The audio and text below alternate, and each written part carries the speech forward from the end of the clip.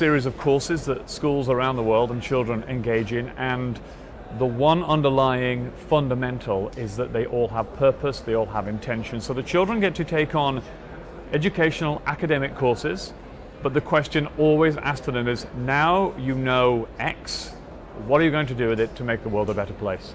And so we've had partnerships with the United Nations, with the Jane Goodall Institute, all these wonderful charities around the world that want to do good, and they want children to feel what it feels like to do good. And so we've written these courses. They're going all over the world. We've got 150 countries already engaged, and it's really fantastic to see what's happening.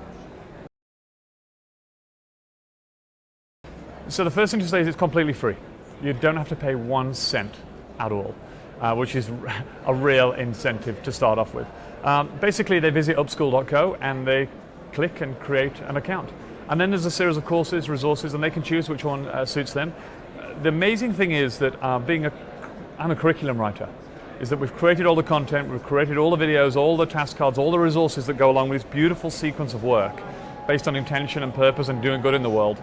But it comes with a curriculum, and the curriculum is aligned with the IB. But the greatest thing is that countries around the world can download it, translate it into any language. One click, it's Arabic. One click, it's in Hindi, it's in Bengali. The second thing is they can change the outcomes to say, I love the content, the outcomes don't align with our local state requirements. They just change that part. It's generic enough that everybody can be involved, but also it can be tailored to meet the needs of the people who require it. I've been a teacher a long time, and I've worked all around the world. One problem we're facing right now is that we know that when learning is tactile, when it's tangible, children are engaged more with it. And so we have all these crises around the world with famine and floods and climate change and all these things that are happening. And what we want to do with our children is to say, hey, you can change that. You can make a difference if you want. But let's take, melting ice caps. There's a chance that most children on the planet will never ever see one in their life. For example, you live in Nepal, where I've done a lot of work, you'll never see a wave. You'll never see a wave, let alone an ice cap. So how are you going to say to those children, hey, it's about time you started working on saving the ice caps in the polar regions because the climate's going to change and the sea level's going to rise and Bangladesh will be flooded? Those children say, it's so abstract to me, you might as well tell me how to take care of Jupiter. So, with that in mind, Upschool, the team, we did a pitch to an organization called Aurora Expeditions. They have an ice-breaking cruise ship for very rich people that goes to the most abstract and remote places on the planet. Antarctica, the Great North Passage, the Arctic. We pitched to them, put us on your ship with a film crew, and we'll teach about the things that matter from right in front of the item we're talking about. So in August, we flew to the North Pole. We spent 10 days in the Arctic Circle teaching about polar bears. There's a polar bear right over my shoulder. And I'm like, this week we're going to talk about the importance of apex predators. Check that out. And it's right behind me, 700 kilogram polar bear. So the concept is the children say, there's my teacher. And it's one step closer to me, so I can now relate to it. It's a bit like watching Attenborough, although I'm not trying to compare myself to David Attenborough. I would never do that. But when it's right there and the person who's talking about it is with it, it's more tangible. So we went to the North Pole, walruses, ice caps, glaciers, Arctic foxes, the guillemot taking its first flight, all this cool stuff. We were right there, which was really awesome. It went so well that we're going to Antarctica in March to do 20 days about emperor penguins, king penguins, the blue whale, the orcas, to do the same thing. And the concept is to bring the world to the child. Montessori said, if you can't take the child to the world, you bring the world to them. You can't bring a whale into the classroom, obviously, it's too big. So we'll do our best. Yes, so my talk tomorrow is, I'm doing 2 talks tomorrow, but the first one is called It Takes a Child to Raise a Village, which is a twist on It Takes a Village to Raise a Child. I don't believe that the adults, we've proven we don't know how to take care of this big blue ball.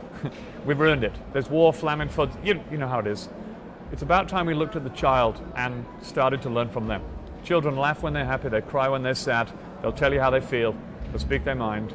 We often don't do that. But if we take time to inspire our students and then observe them, we have a lot to learn from them about the core skills of tomorrow. And so the whole concept of the talk is to do exactly that. And I have some proven examples of what happens when we allow our children to have freedom within limits, to have independence and develop the skills of tomorrow. I hope that after the talk is complete and the teachers and the leaders and the educational consultants and the dignitaries who are in the crowd will start, well, first of all, I hope they will come on the Upskill platform and join us. There's no question about that. But the second thing I hope they will do is they will start to think about what success looks like. We're stuck in a world at the moment where we quantify success as grades, points, scores, percentages and rankings. It's not working, quite clearly. There's a lot of segregation and schools are competing, countries are competing on the PISA rankings. It's clearly not working. Competition, is healthy in some senses. I don't believe it's healthy in schools. So I hope what the people take away from this talk is that we can judge success on how engaged our students are, how empathetic they are, how understanding, how much they understand compromise and negotiation. And when you look at the future of industry in the world, we're in Dubai. This has grown very quickly in the click of a finger. But is it ready for tomorrow? You will judge the success of your education platform today by the citizens that walk on the street in 25 years. So our job is not just to get them to be academically sound, that's one side. It's to get them to be understanding, empathetic, be able to negotiate, manage time, compromise, communicate, all those things, confidence, empathy, the resilience, determination. I hope that when the talk is complete, that people will start to say, okay, we need to make sure there are two strands to success. One being academic and one being the essential skills or the values that I'm going to talk about tomorrow. We have until 2030 to solve 17 SDGs. United Nations have laid them out. There's 156 countries who have said we're going to tackle these things. My hope is that children feel that education is not about passing tests and scores and points. I feel that the success that they need to feel is that I've done this work and now something has happened over there, regardless of how big or small.